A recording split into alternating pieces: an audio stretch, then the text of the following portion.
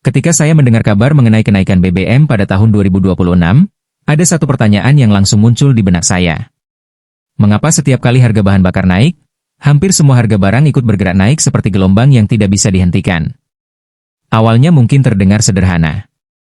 Hanya harga bahan bakar yang berubah. Namun semakin saya memperhatikan keadaan di sekitar, semakin saya memahami bahwa BBM bukan sekadar cairan yang mengisi tangki kendaraan. BBM adalah urat nadi yang menggerakkan sebagian besar aktivitas ekonomi. Ia mengalir dari pelabuhan ke pabrik, dari sawah ke pasar, dari gudang ke toko, dan akhirnya sampai ke tangan masyarakat. Ketika urat nadi itu mengalami tekanan, seluruh tubuh ekonomi ikut merasakannya. Seperti batu besar yang dijatuhkan ke permukaan danau, dampaknya tidak berhenti di titik jatuhnya saja. Gelombangnya menyebar kemana-mana, menyentuh setiap lapisan kehidupan masyarakat. Dalam beberapa minggu setelah isu kenaikan BBM menjadi pembicaraan luas, saya mulai melihat perubahan kecil yang perlahan berubah menjadi kenyataan besar. Harga kebutuhan pokok yang sebelumnya stabil mulai bergerak naik. Ongkos kirim barang meningkat. Tarif transportasi perlahan mengalami penyesuaian. Pedagang mulai mengeluhkan biaya operasional yang semakin berat. Awalnya kenaikan itu tampak kecil. Rp1.000 di satu tempat. Rp2.000 di tempat lain.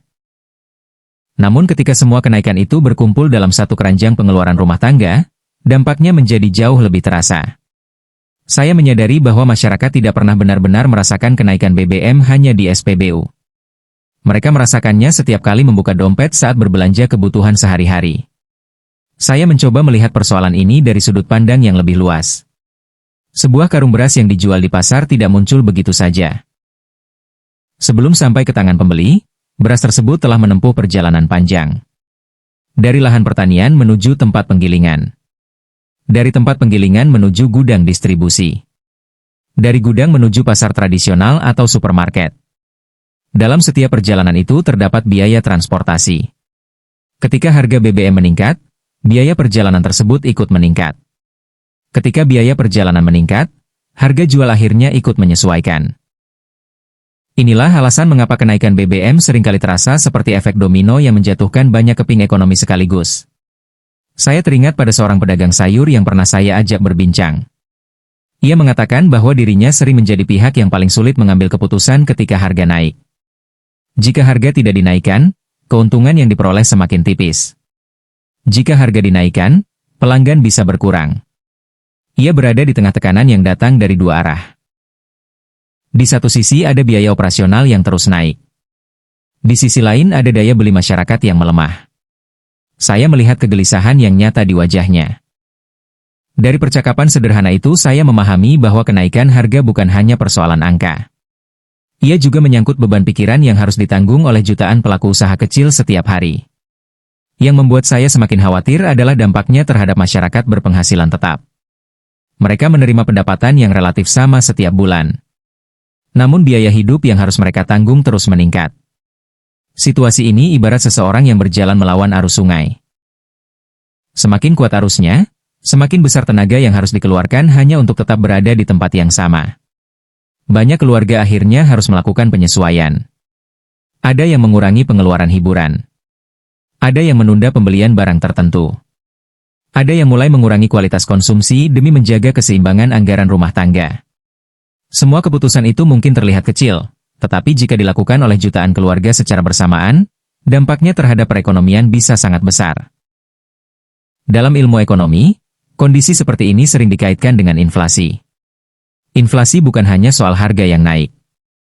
Inflasi adalah proses berkurangnya daya beli uang dari waktu ke waktu. Ketika inflasi meningkat, uang yang kita miliki kehilangan sebagian kemampuannya untuk membeli barang dan jasa. Rp100.000 yang dahulu mampu memenuhi banyak kebutuhan perlahan menjadi kurang mencukupi. Fenomena inilah yang seringkali membuat masyarakat merasa bekerja lebih keras tetapi tidak merasakan peningkatan kesejahteraan yang sebanding. Bukan karena mereka kurang produktif, melainkan karena biaya hidup meningkat lebih cepat daripada pertumbuhan pendapatan. Saya juga memahami bahwa pemerintah menghadapi tantangan yang tidak sederhana dalam persoalan BBM. Harga energi dipengaruhi banyak faktor, mulai dari harga minyak dunia, kondisi geopolitik, nilai tukar mata uang, hingga kemampuan anggaran negara. Menjaga harga tetap rendah membutuhkan biaya yang besar. Namun menaikkan harga juga memiliki konsekuensi sosial dan ekonomi yang tidak kecil. Disinilah letak dilema yang seringkali tidak terlihat oleh masyarakat. Setiap kebijakan memiliki manfaat dan risiko. Tidak ada keputusan yang benar-benar bebas dari konsekuensi. Karena itu saya melihat persoalan BBM bukan sebagai cerita hitam dan putih, melainkan sebagai persoalan kompleks yang membutuhkan keseimbangan antara kebutuhan negara dan kebutuhan masyarakat. Meski demikian, saya percaya bahwa tantangan ekonomi selalu membawa pelajaran penting. Setiap kali biaya hidup meningkat, saya belajar kembali mengenai arti prioritas. Saya belajar membedakan kebutuhan dan keinginan. Saya belajar bahwa uang bukan hanya alat transaksi, tetapi juga alat perlindungan terhadap ketidakpastian masa depan. Dalam situasi seperti ini, kemampuan mengelola keuangan menjadi lebih berharga daripada sebelumnya. Bukan karena kita bisa menghindari semua dampak kenaikan harga, tetapi karena kita bisa mengurangi risiko yang ditimbulkannya. Saya melihat banyak orang mulai beradaptasi dengan cara mereka masing-masing. Ada yang mencari penghasilan tambahan. Ada yang memanfaatkan teknologi untuk meningkatkan produktivitas. Ada yang mulai mempelajari investasi. Ada pula yang membangun usaha kecil sebagai sumber pendapatan kedua. Fenomena ini menunjukkan bahwa tekanan ekonomi seringkali memaksa manusia untuk berkembang. Sama seperti otot yang menjadi lebih kuat setelah menghadapi beban, kemampuan finansial seseorang seringkali berkembang ketika menghadapi tantangan yang tidak mudah. Namun saya juga menyadari bahwa kemampuan beradaptasi tidak dimiliki semua orang dalam tingkat yang sama. Ada keluarga yang memiliki tabungan cukup. Ada yang memiliki aset produktif.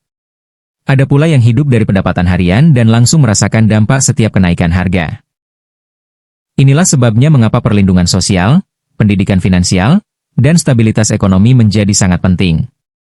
Sebab sebuah bangsa tidak hanya dinilai dari seberapa cepat ekonominya tumbuh, tetapi juga dari seberapa baik masyarakatnya mampu bertahan ketika menghadapi tekanan. Pada akhirnya, ketika saya merenungkan kenaikan BBM tahun 2026 dan melonjaknya harga barang yang mengikutinya, saya melihat lebih dari sekadar peristiwa ekonomi. Saya melihat kisah jutaan orang yang sedang berjuang mempertahankan keseimbangan hidup mereka. Saya melihat para pekerja yang tetap berangkat pagi meskipun biaya hidup meningkat. Saya melihat para pedagang yang tetap membuka usaha meskipun keuntungan menurun. Saya melihat keluarga yang terus berusaha memenuhi kebutuhan anak-anak mereka di tengah tekanan ekonomi yang semakin berat. Dan dari semua itu saya belajar satu hal penting. Bahwa kekuatan terbesar masyarakat bukan terletak pada kemampuan menghindari badai, melainkan pada kemampuan tetap melangkah ketika badai datang menghantam.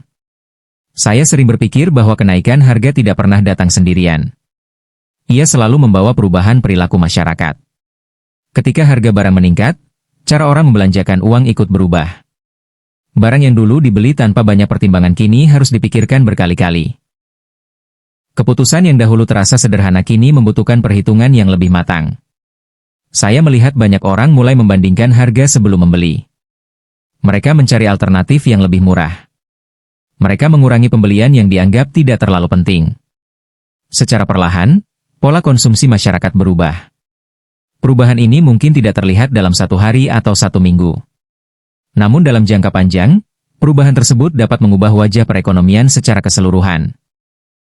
Ketika jutaan orang mengurangi pengeluaran mereka secara bersamaan, perputaran uang dalam berbagai sektor ikut melambat. Inilah mengapa kenaikan BBM seringkali memiliki dampak yang jauh lebih luas daripada yang terlihat di permukaan.